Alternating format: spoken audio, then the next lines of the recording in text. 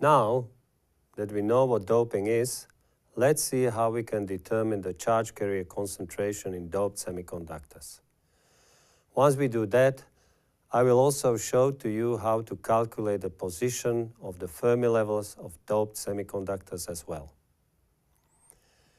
As we saw in a previous video, the product of electron and hole concentrations in a semiconductor is independent on the position of the Fermi level energy.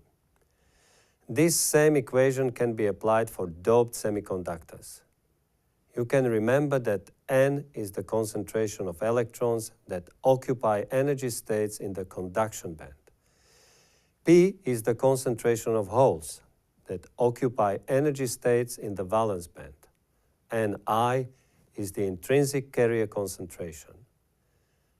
Capital NC and capital NV are the effective densities of states in the conduction and valence band respectively.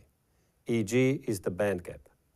Kb is the Boltzmann constant and T is the temperature. Such relation is called the law of mass action for semiconductors. Though the values of N and P will change under doping, their product will still be equal to the square of the intrinsic carrier concentration, Ni. Let's work out how to calculate the charge carrier concentration from a given dopant concentration. We will use an example of an N-type silicon at room temperature that has a donor concentration of 1 times 10 to the power of 18 phosphorus atoms per cubic centimeter. Since we are at room temperature, we can assume that all the dopants are ionized. We can recall that the intrinsic carrier concentration of undoped silicon at room temperature is 1 times 10 to the power of 10 carriers per cubic centimeter. It is clear to see that the dopant concentration here is orders of magnitude higher than the intrinsic carrier concentration. Therefore, the intrinsic concentration essentially has no effect on the electron concentration. We can equate the electron concentration to the donor concentration. N is then equal to 1 times 10 to the power of 18 electrons per cubic centimeter, since each phosphorus atom donates 1 mobile electron. We now have N, but how do we calculate P? We use the mass action law from the previous slide. With this relationship, we can easily calculate that the concentration of holes, P, is equal to 100 holes per cubic centimeter. When we compare the concentration of electrons to the concentration of holes, we clearly notice the enormous difference in the numbers of electrons and holes that are present in this example of N-type silicon. We can do the same calculation for a P-type semiconductor with a given acceptor concentration. I won't step through the entire solution here. The only key difference now is that we can set P equal to the acceptor concentration and solve N through the mass action law. This is because we can assume that at room temperature, all boron atoms are ionized and each boron atom contributes with a hole. We have seen how doping can manipulate the concentration of electrons and holes in semiconductor. We also know that due to the mass action law, when one type of the charge carrier is increased, the other type is decreased.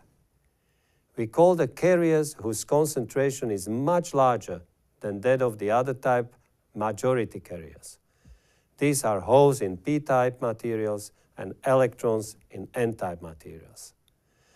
Minority charge carriers are the carriers with much lower concentration than the majority carriers.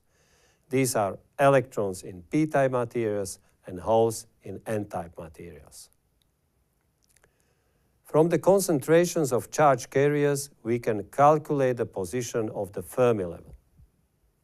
Here we see the Venn diagram of an N-type semiconductor. We are interested in the difference between the conduction band and the Fermi level. We calculate it by recalling this equation from a previous video. We can see that the quantity EF minus EC is present in the equation. We expect that the Fermi level is below the edge of the conduction band EC. Therefore, this quantity should be negative. Or in other words, the position of the Fermi level is negative with respect to the position of the edge of the conduction band. Let's use the example from the previous slide where n equals to 10 to the power of 18 per cubic centimeter. We know that the effective density of states in the conduction band of silicon. From here, solving the Fermi level is quite straightforward, and we end up with a value of minus 0.09 electron volts. This means that the Fermi level is only 0.09 electron volts below the edge of the conduction band. We can use the same process to solve the Fermi level position in a p-type semiconductor. This time we are interested in the distance between the edge of the valence band and the Fermi level. We expect that the Fermi level is close to the valence band.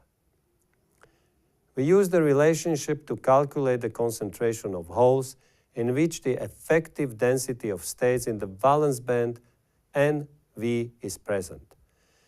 The value for the position of Fermi level with respect to the edge of the valence band is plus 0.19 electron volts, which means that in this case the Fermi level is above the valence band.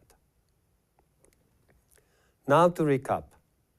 In this video, you learn how to calculate the charge carrier densities and the positions of Fermi levels in semiconductors for a given doping level. In real semiconductor engineering, we often use these relationships to calculate the concentration of carriers, since several measurement techniques help us to determine the position of the Fermi level in a material. From there, you can work backwards to calculate the dopant concentration of the material. I invite you to try this out on your own.